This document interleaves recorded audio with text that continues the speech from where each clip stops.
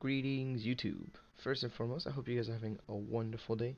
My name is Lieutenant Gold, and it's time for the PCL Week 4.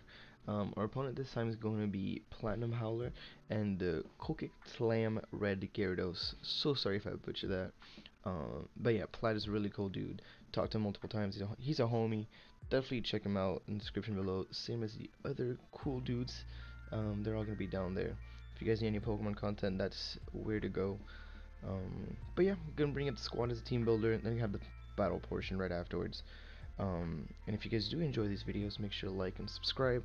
Definitely gonna keep them coming to you guys on a regular basis. Anyways, let's get into my team and my opponent's team.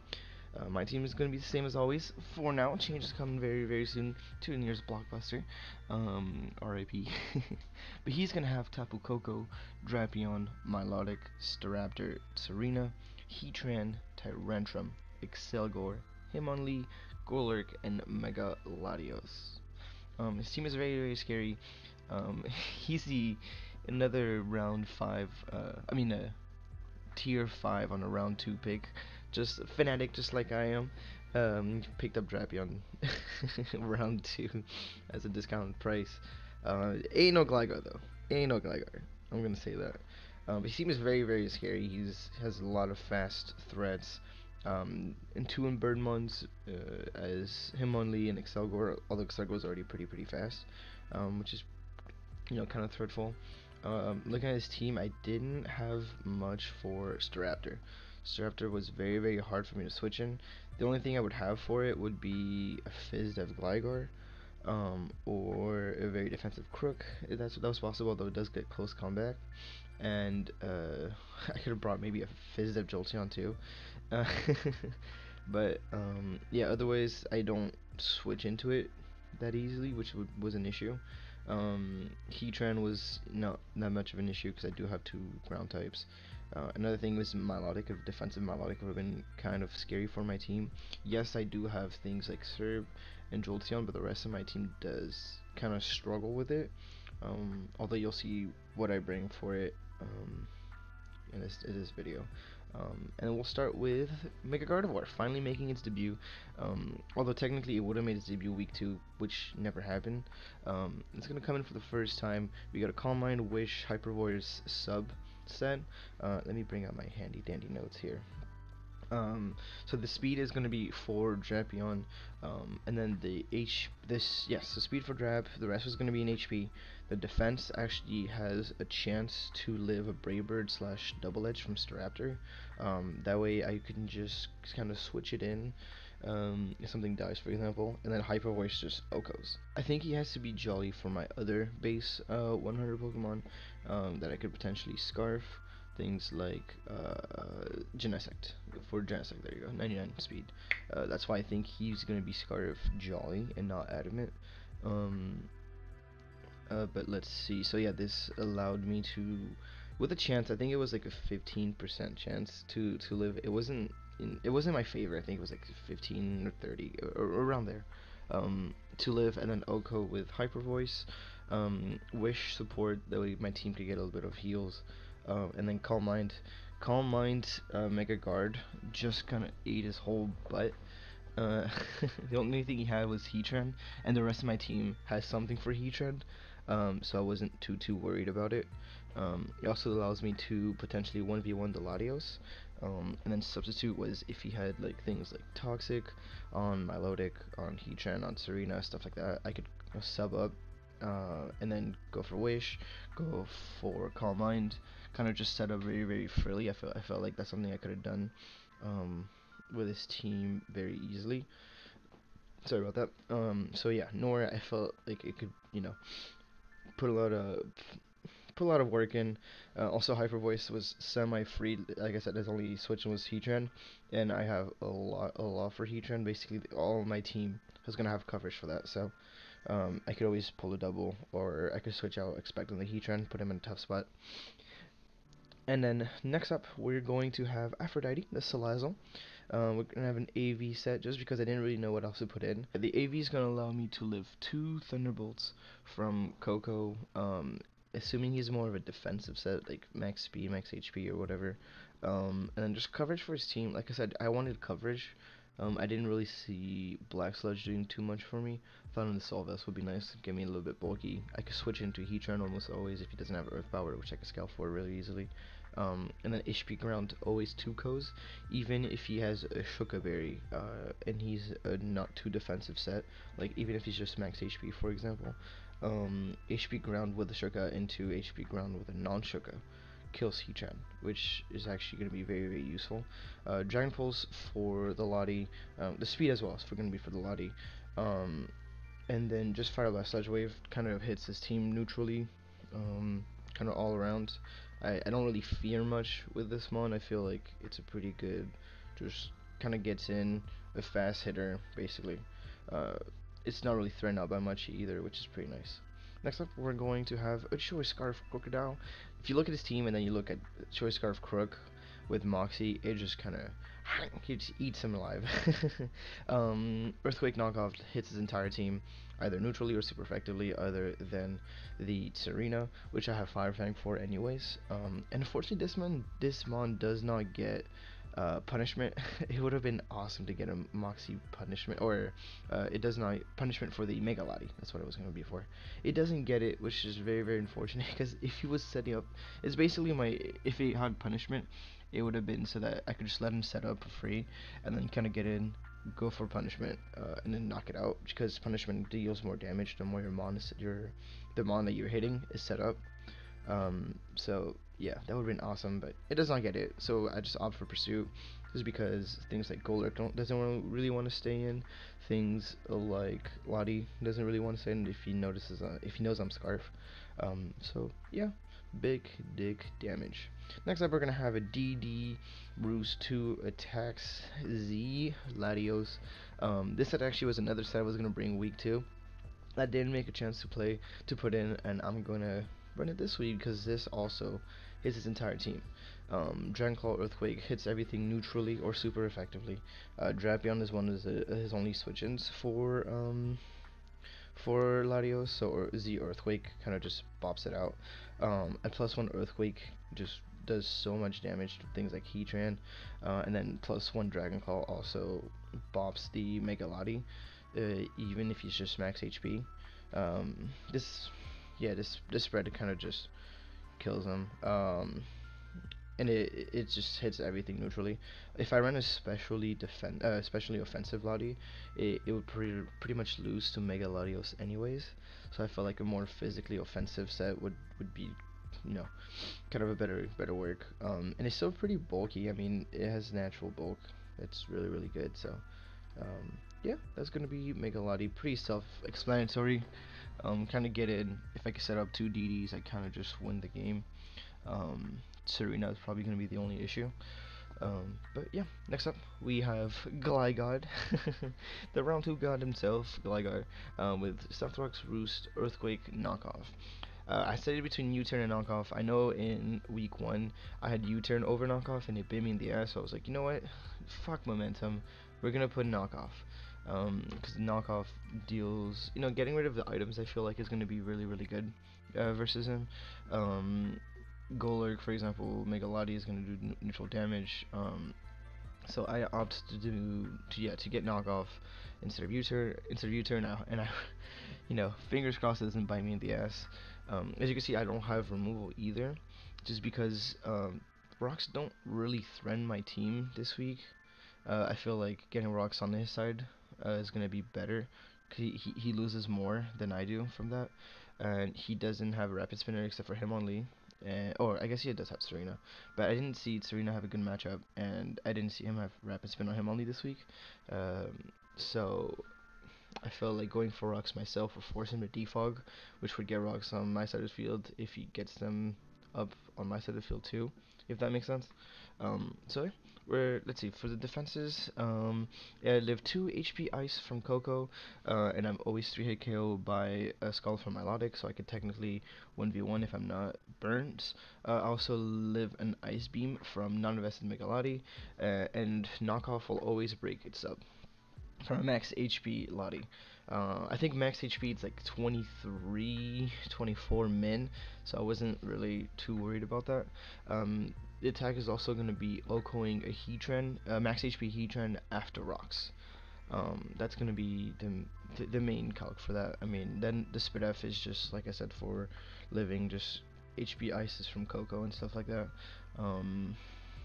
Yeah, I wasn't really. I know a physically defensive set would have been really nice for things like Staraptor, but I think with Eviolite, I was too hit KO'd actually from Baybird, and knockoff was doing like 40%. So if I could knock off the Scarf, I could bring in my Crook, for example. I could bring in my Lottie. I could bring in my Salazzle. So I wasn't too fearful of that.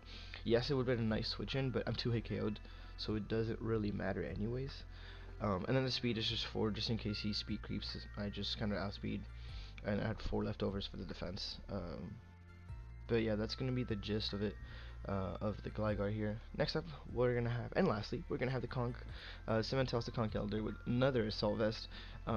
We're vested as fuck, boys. We hit them all this week, with Drain Punch, Mach Punch, Ice Punch, Thunder Punch.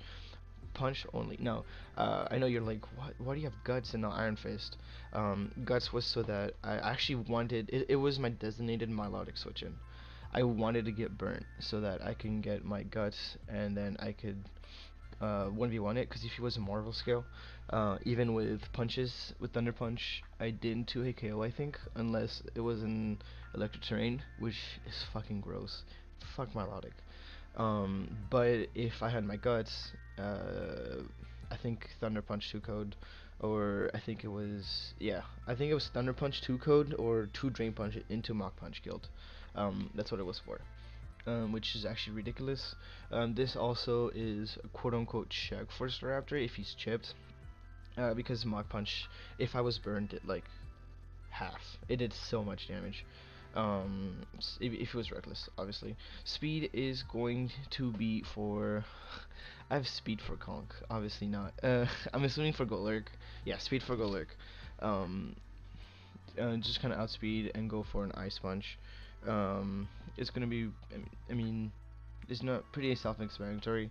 I originally had a Poison Jab for Mach Punch, but I realized that hitting things fast, it was gonna be good. If that makes sense, this thing could chip his team so easily for Megalodi to come in and sweep, or for Crocodile to come in afterwards and just sweep him. That I felt like Mach Punch would be better. It also saved my ass just in case I'm against a Raptor and I have nothing like for it. Just in case, yeah, I actually have nothing for it if I'm not set up with Lottie.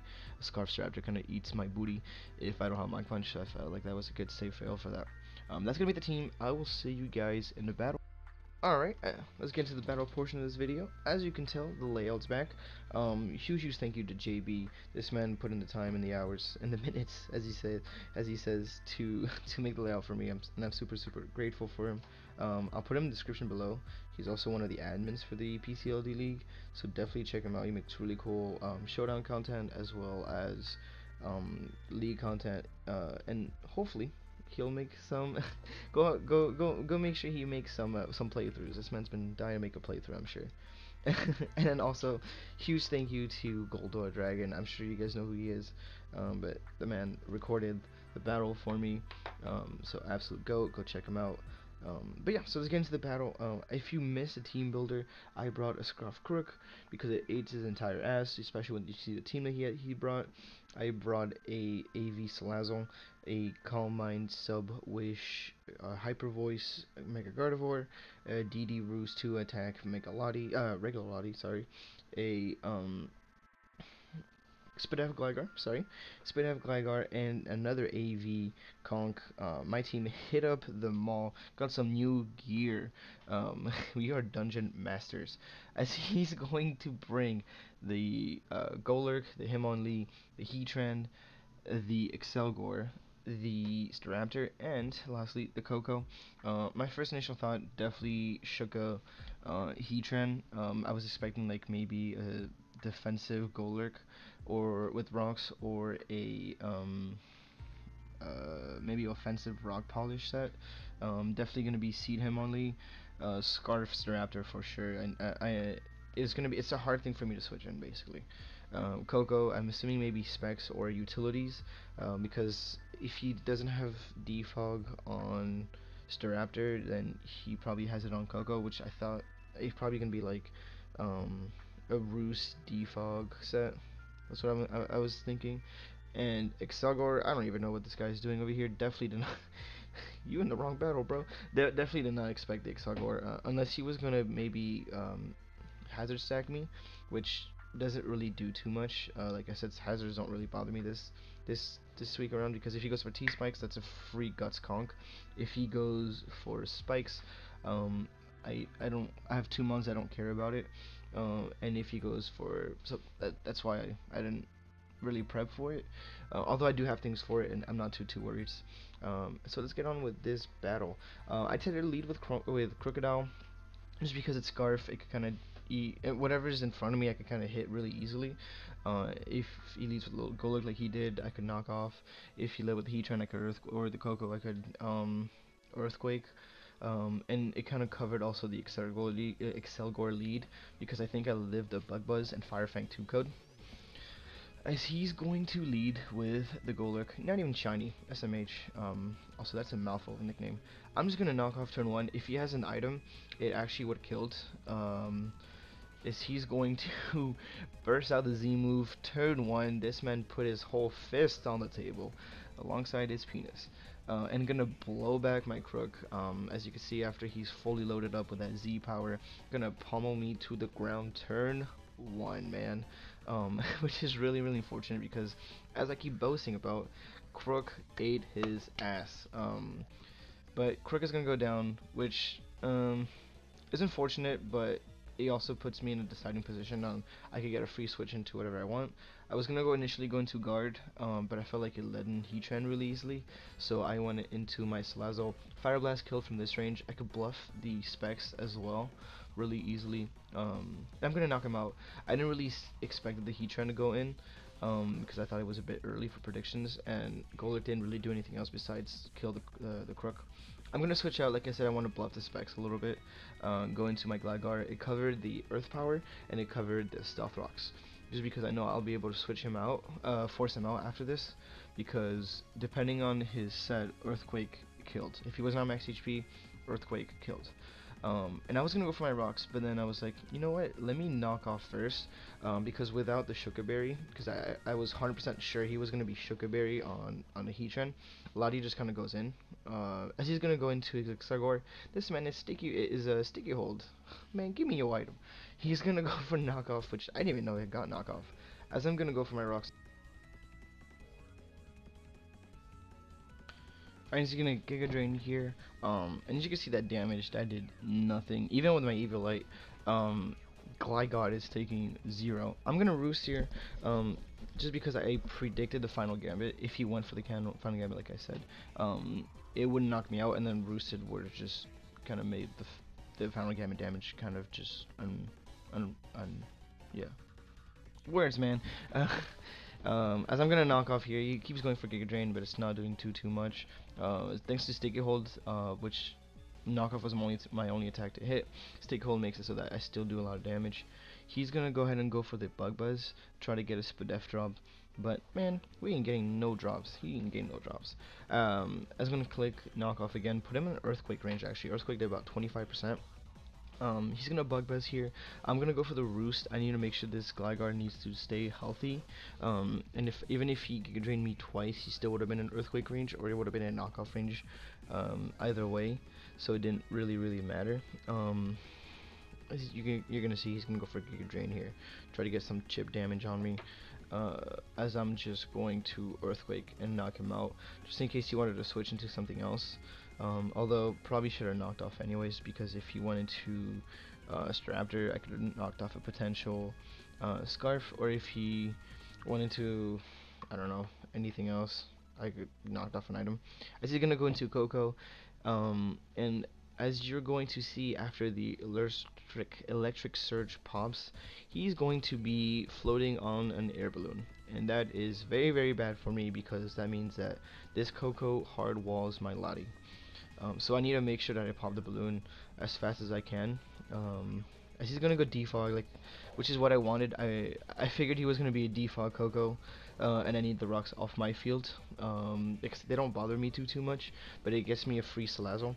I Sludge Wave here. I didn't want to over predict, because if let's say I Fire Blast, I didn't want to give Flash Fire to the Heatran, because then that would be too code by Flamethrower.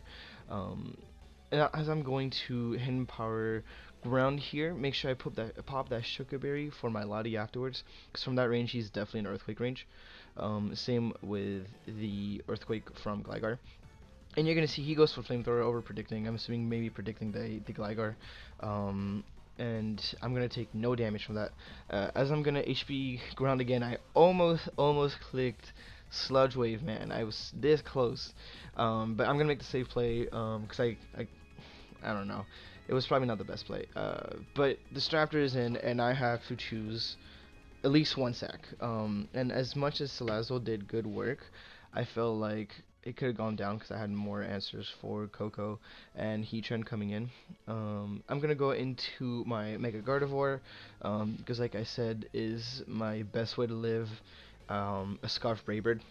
Because I also left my Salazzle in, because if he was bluffing a Scarf, then I would have knocked him out with Fire Blast.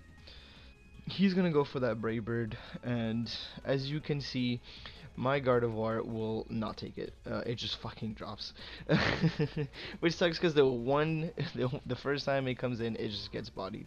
Unfortunately, he's out of range of Mach Punch. It was like a low roll in my favor to kill him, and I didn't want to risk it because Conk was looking like the win con at this point. Gligar also had a chance to live, so if I lived, I would just go for knockoff. If I didn't live, then the recoil would just put him in Mach Punch range for Conk. So it was, you know, a win-win situation on my end. As I'm gonna go into said Conk Elder, it's 4-2 right now. I'm on the back foot, and I'm just gonna Mach Punch, knock out the Burb. Getting 3 kills. Holy shit! Like I said, Staraptor was a really big deal for me. So I need to kill it as efficiently as I could. It was hard for me to switch into. It was hard for me to revenge kill as well. I'm gonna go into. He's gonna go into his Coco, sorry, and Thunderbolt, which actually is really good for me because I can finally pop this air balloon. As I'm going to Ice Punch here and do a good chunk, you know, no freeze. He didn't get any split F drops with Bug Buzz, so I'm actually not too mad about it. And his Thunderbolt damage isn't doing all that much, doing about a third. As I'm going to Ice Punch again, put him in that range of Mach Punch. Go ahead and get my kill. Make sure Coco goes away. If he goes Heatran here, he was telling me he was hesitating into going to Heatran and take the Mach Punch, but after that, I still would have won at this point. I felt like, you know, he's gonna pop the seed, get him burn. I'm gonna Mach Punch, get some damage, and get a crit. The crit did not matter though. The crit did not matter, as you'll see. He's gonna knock me out with close combat, so he's back in neutral for the Hitmonlee, as I'm going into Lottie. So I could do, it was a bit of a 50-50, and I'm going to pause real quick, just because if I could D-Dance here, or I could go for Earthquake, but I actually forgot that because of CC he's defense drop, so in my mind I thought he was +1 defense, and with the +1 defense, the Earthquake was a roll from a third, as dumb as that sound, because I didn't know how much HP invest he had and stuff like that, so I just put max HP, so it was about a third roll. So Earthquake was, you know, if I didn't kill, I would lose, basically. I could also Dragon Dance, but it wouldn't guarantee me to outspeed, just because if he was max speed Jolly, he would outspeed +1 Lottie, which is something he could have definitely do, because Scarf Lottie is very common, and would have been a really good check.